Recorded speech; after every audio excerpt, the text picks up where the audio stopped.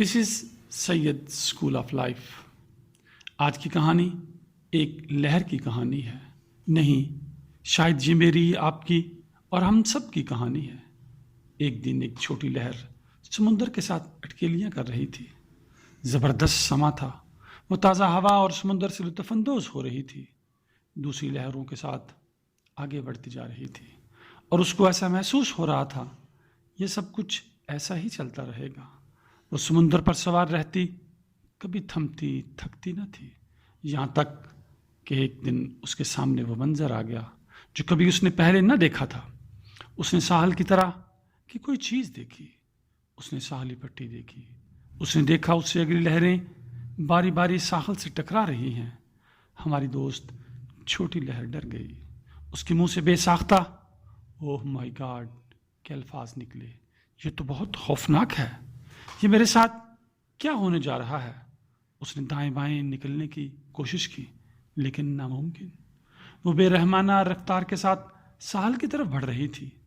ساتھ والی بڑی لہر نے جب اس کی یہ پریشان کن حالت دیکھی تو اس سے مخاطب ہوئی، دوست کیا پریشانی ہے؟ تم اتنی خوفزدہ کیوں ہو؟ چھوٹی لہر نے جواب دیا، کیا تمہیں نظر نہیں آ رہا؟ ہم سب ختم ہونے جا رہی ہیں۔ بڑی لہر نے کہا، نو، تمہیں سمجھ نہیں آ رہی، تم صرف ایک چھوٹی سی لہر نہیں ہو بلکہ عظیم سمندر کا حصہ ہو۔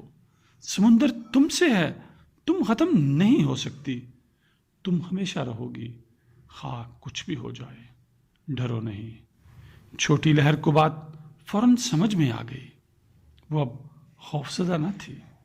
تم دیکھو گے، تم زندگی میں دیکھو گے، ہم تصویر کا ایک چھوٹا سا ٹکڑا دیکھتے ہیں، پوری تصویر نہیں دیکھتے، لیکن ہم سب ایک بڑے منظر کا حصہ ہیں۔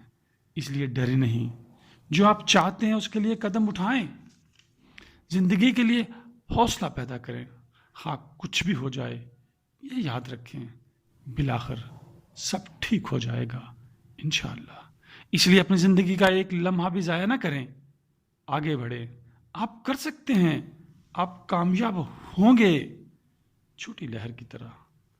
اللہ تعالیٰ آپ کے جسمانی اور روحانی رزق میں اضافہ فرمائے۔